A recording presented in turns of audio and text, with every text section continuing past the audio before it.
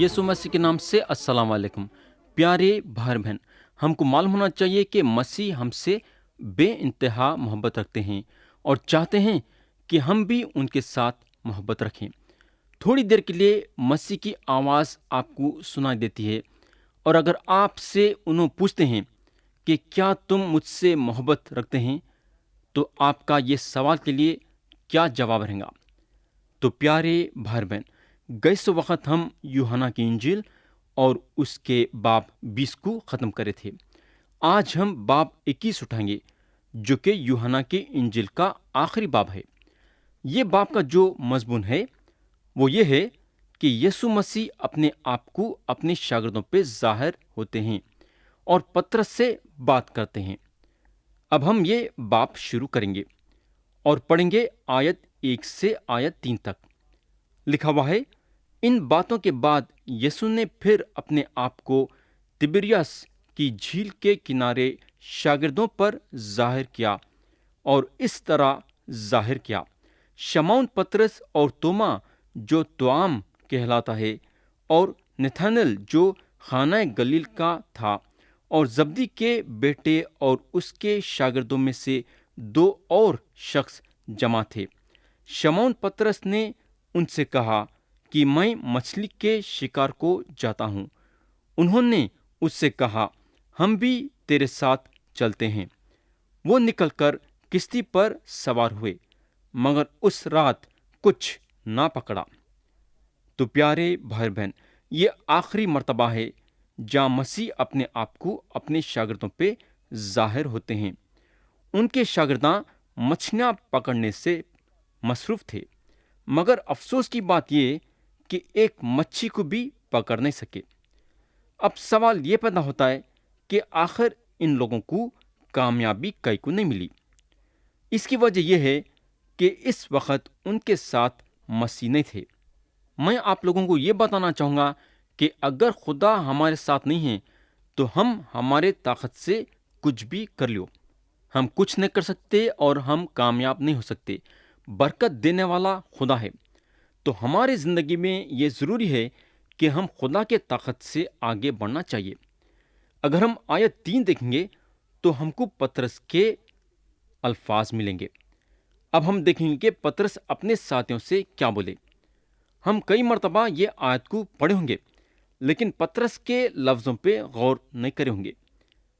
हम फिर से आयत 3 पढ़ेंगे।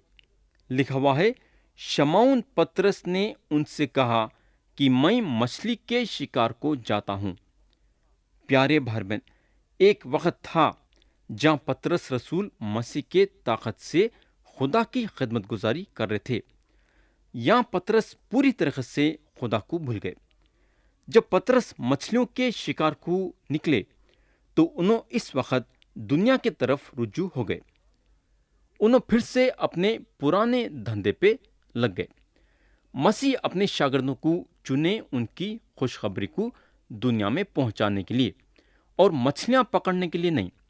यहाँ फिर से मसीह जाहिर होते हैं उन लोगों को ये धंधे से बाहर निकाल के अपने खिदमत गुजारी करने के लिए, ये लोगों को अपने तरफ खींचने के लिए मसीह को फिर से एक बड़ा काम करना पड़ा।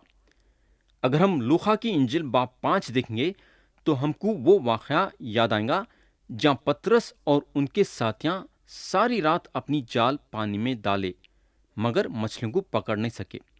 कलाम वहाँ ये बताता है कि उन लोग एक मच्छी को भी पकड़ नहीं सके। और उसके बाद मसीह कलाम सुनाने के बाद पतरस को बोले कि गहरे में ले चल और तुम शिकार के लिए अपने जाल डालो। प्यारे भाई बहन, मैं ज़्यादा लंबाई में जाना नहीं चाहूँगा, बल्कि ये बताना चाहूँगा कि ढेर सारे मछलियाँ पतरस और उनके साथियाँ पकड़े। और आयत 11 में लिखा हुआ है, यानी कि लूका की इंजिल बाब 5 और उसकी आयत 11 में लिखा हुआ है, वो कश्तियों को किनारे पर ले आए और सब कुछ छोड़कर उसके पीछे हो लिए। मैं आप लोगों को ये सारे बातें इसलिए बताना चाह रहा हूँ, कई को बोले तो मैं आप लोगों को ये बताना चाह रहा हूँ कि ये लोगों को अपने तरफ खींचने के लिए और अपने खिदमत गुजारी के लिए इस्तेमाल करने के लिए मसीह को इन लोगों के आंखों के सामने एक मौजूजा करना पड़ा। कलाम बताता है کہ یہ لوگ اپنے سارے چیزاں چھوڑ کے مسیح کے پیچھے ہو گئے۔ تو پیارے بھائی بہن، جو مسیح یہ لوگوں کو اپنی خدمت گزاری میں چنے، تو کیا مسیح چاہیں گے کیا کہ یہ لوگ پھر سے دنیا داری میں لگ جانا؟ یا مسیح کی مرضی ان لوگوں کے لیے یہ نہیں تھی، مگر کیونکہ پطرس اور ان کے ساتھیاں پھر سے اپنے دھندوں پہ لگ گئے تھے، تو مسیح کو ان لوگوں کے زندگی میں پھر سے کام کرنا پڑا۔ رات بھر جال ڈالے مگر مچھلیاں نہیں پکڑ سکے، اور اس کے بعد مسیح آ کے پانی کے پاس کھڑے ہوتے ہیں۔ اب ہم آیت 4 سے 6 پڑھیں گے۔ اور صبح ہوتے ہی یسوع کنارے پر آ کھڑا ہوا، مگر شاگردوں نے نہ پہچانا کہ یہ یسوع ہے۔ پس یسوع نے ان سے کہا، بچوں، تمہارے پاس کچھ کھانے کو ہے؟ انہوں نے جواب دیا کہ نہیں۔ اس نے کہا کہ کشتی کی دہنی طرف جال ڈالو تو پکڑو گے۔ پس انہوں نے ڈالا اور مچھلیوں کی کثرت سے پھر کھینچ نہ سکے۔ تو پیارے بھائی بہن، ہمارے زندگی میں دو باتیں رہنا ضروری ہے۔ پہلی بات یہ کہ مسیح کے آواز کو سننا، اور دوسری بات یہ کہ ان کے آواز کو سننے کے ساتھ ساتھ اس پہ عمل بھی کرنا۔ اگر ہم یہ کام کریں گے تو ترقی پائیں گے، ہم کو برکت ملیں گی، ہم خوش رہیں گے۔ مسیح کی یہ آواز کو سننا اور عمل میں لانا۔ اگر ہم لوقا کی انجیل میں دیکھیں گے تو مسیح پطرس کو بولنے لگے، کشتی کو گہرے میں لے چل، اور پطرس مسیح کے بات پہ عمل کرے، اور اس کا نتیجہ کیا ہوا کہ ڈھیر سارے مچھلیاں پکڑے۔ یہاں بھی پطرس مسیح کے باتوں پہ عمل کرے، اور اس کا نتیجہ یہ ہوا کہ ڈھیر سارے مچھلیاں پکڑے گئے۔ کلام آیت 11 میں بتاتا ہے 153 بڑے مچھلیاں پکڑے۔ تو یہ بڑا کام کر کے مسیح اپنے شاگردوں کو پھر سے اپنے طرف کھینچے تاکہ ان کی خدمت گزاری کرے ویسا۔ اور دوسری بات یہ جو میں پھر سے دہرانا چاہوں گا کہ ان کے کلام کو سننے کے ساتھ ساتھ اس پہ عمل بھی کرنا چاہیے۔ کیا کرنا چاہیے؟ عمل بھی کرنا چاہیے۔ آیت 7 پڑھیں گے۔ اس لیے اس شاگرد نے جس سے یسوع محبت رکھتا تھا پطرس سے کہا کہ یہ تو خداوند ہے۔ پس شمعون پطرس نے یہ سن کر کہ خداوند ہے، کرتا کمر سے باندھا کیونکہ ننگا تھا، اور جھیل میں کود پڑا۔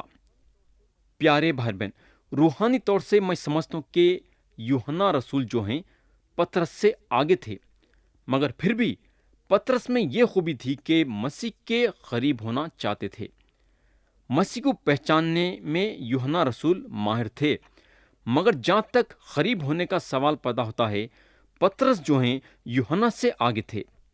پہچاننے والے تو یوحنا تھے، مگر سب سے پہلے جھیل میں کودنے والے پطرس تھے، کیونکہ جیسا انہوں یوحنا کے منہ سے خداوند کا نام سنے تو انہوں خداوند سے ملنا چاہتے تھے۔ پطرس میں خوبی یہ تھی کہ انہوں مسیح کے لیے اپنی آواز اٹھانا چاہتے تھے، کیونکہ انہوں مسیح سے بے انتہا محبت رکھتے تھے۔ پیارے بھائی بہن، اگر آپ کو کوئی بولتا ہے کہ مسیح کے لیے گواہی دیو، تو کیا آپ فوراً سے تیار ہو جاتے ہیں کیا؟ پطرس میں خوبی یہ تھی کہ جب مسیح کے لیے گواہی دینے کی بات پیدا ہوتی تھی تو سب سے پہلے انہوں کھڑے ہوتے تھے مسیح کے بارے میں بولنے کے لیے۔ تو یہاں فوراً سے انہوں پانی میں کودے مسیح سے ملنے کے لیے۔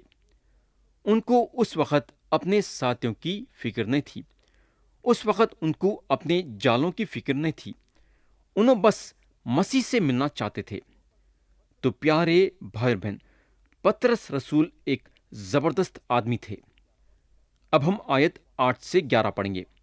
لکھا ہوا ہے، اور باقی شاگرد ڈونگی پر سوار مچھلیوں کا جال کھینچتے ہوئے آئے، کیونکہ وہ کنارے سے کچھ دور نہ تھے، بلکہ تخمیناً 200 ہاتھ کا فاصلہ تھا۔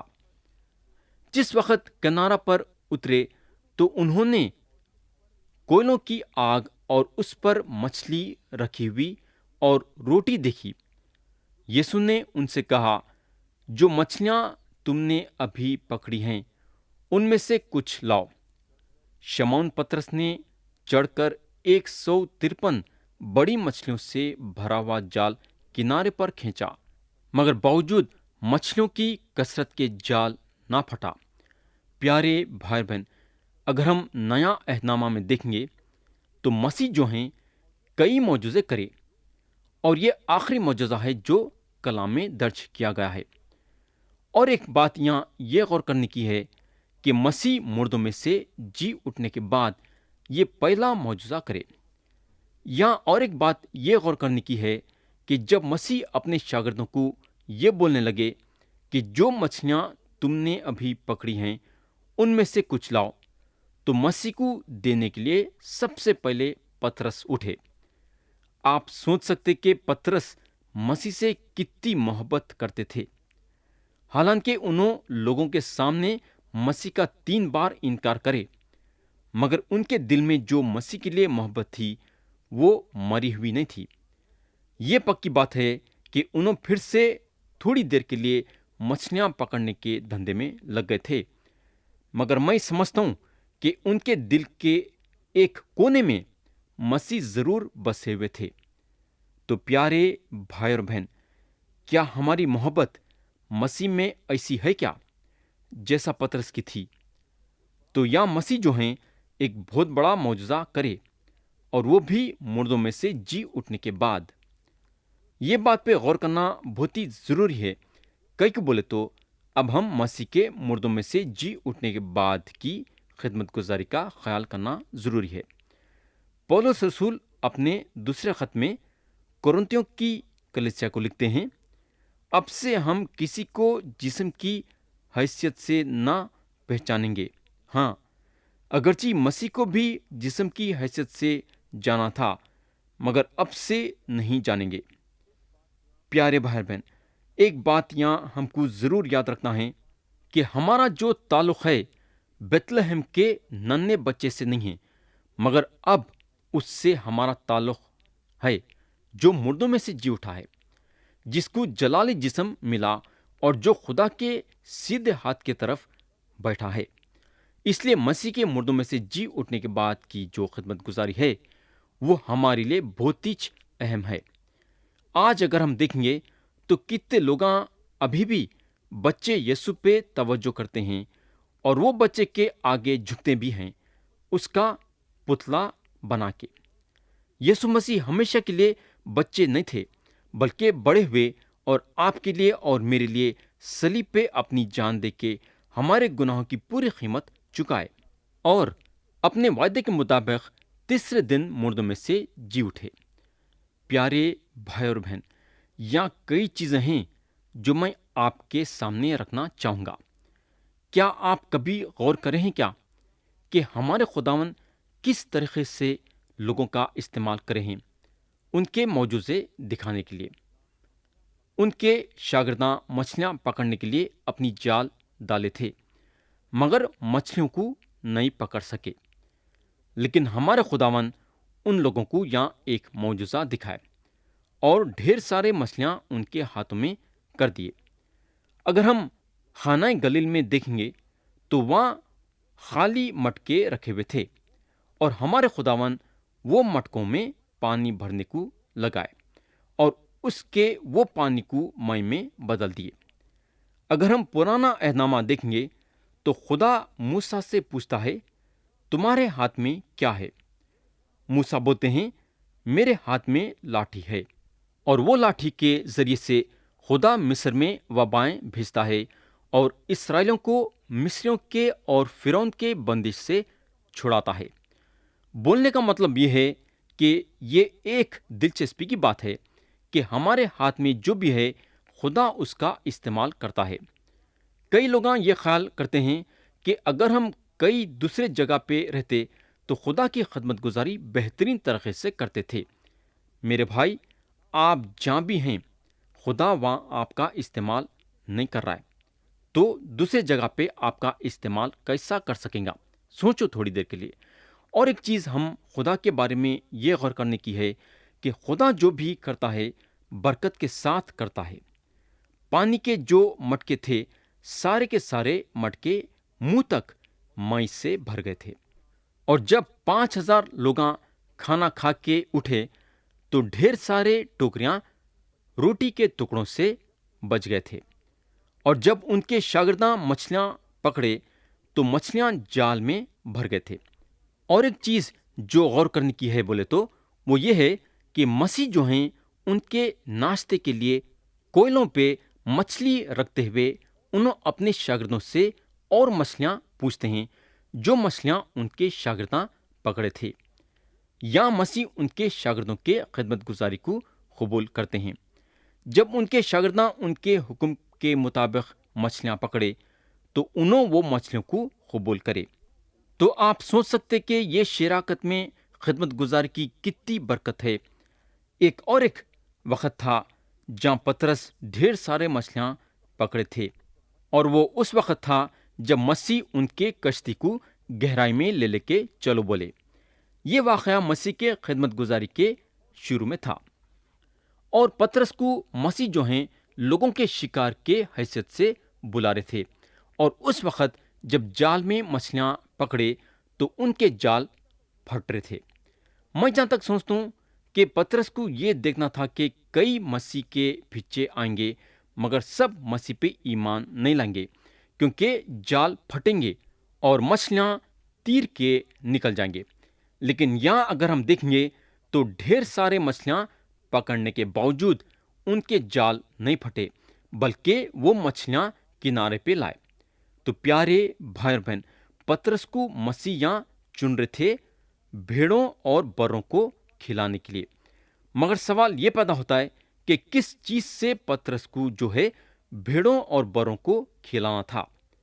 میرے بھائی، پترس کو جو ہیں بھیڑوں اور بروں کو خدا کا کلام کھلانا تھا۔ بھیڑوں اور بروں کو مسیح کی خوشخبری کھلانا تھا۔ ہم کو معلوم ہونا چاہیے کہ خوشخبری صرف آدمی کو نجات ہی نہیں دیتی ہے، بلکہ نجات دینے کے ساتھ ساتھ آدمی کو سنبھال کے بھی رکھتی ہے۔ حالانکہ ایمان رکھنے والے کئی مرتبہ ناکامیاب ہو جائیں گے، مگر ایمان کے ذریعے سے خدا کے کلام کے طاقت سے پھر سے اٹھیں گے۔ پیارے بھائی بہن، یہ واقعے میں ہم یہ سیکھتے ہیں کہ مسیح ہر ایک ایمان رکھنے والے کے لیے اپنے ارادے رکھتے ہیں۔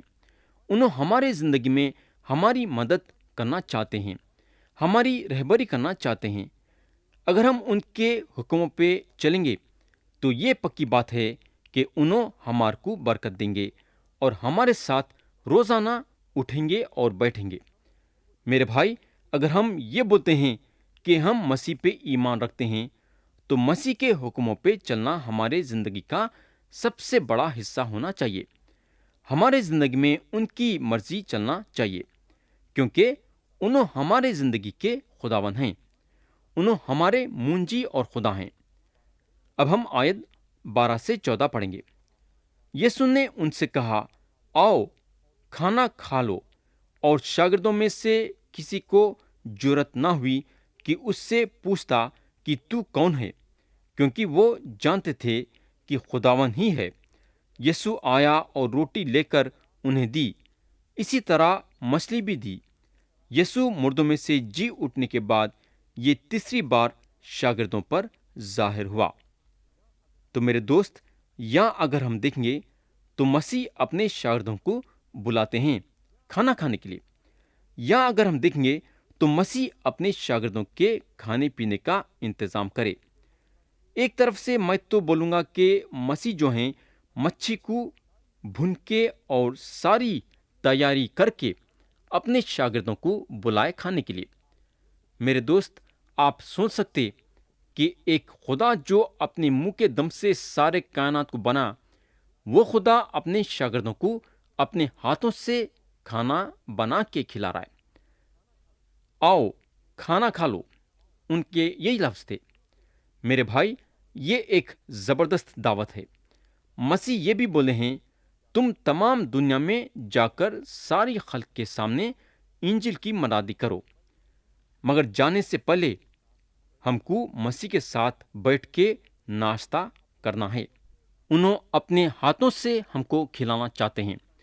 اب ہم وہ حصے پائیں گے جہاں یسوع مسیح پطرس سے انٹرویو لیتے ہیں۔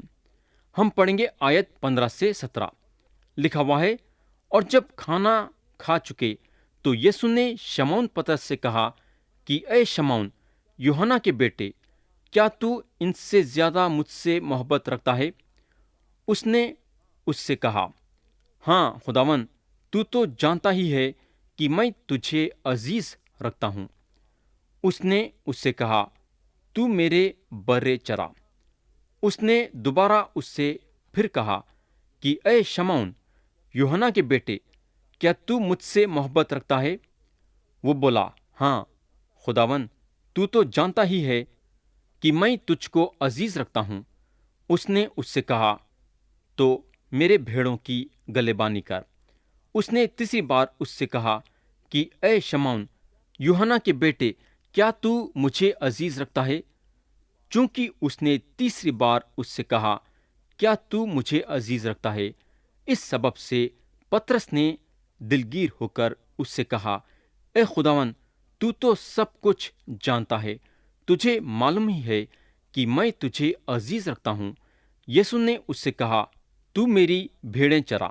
تو پیارے بھائی بہن، یا میں کلام کو روکنا چاہوں گا اور یہ آیتوں پہ ہم آتے سو وقت غور کریں گے، مگر ختم کرنے سے پہلے میں آپ سے ایک سوال کرنا چاہوں گا۔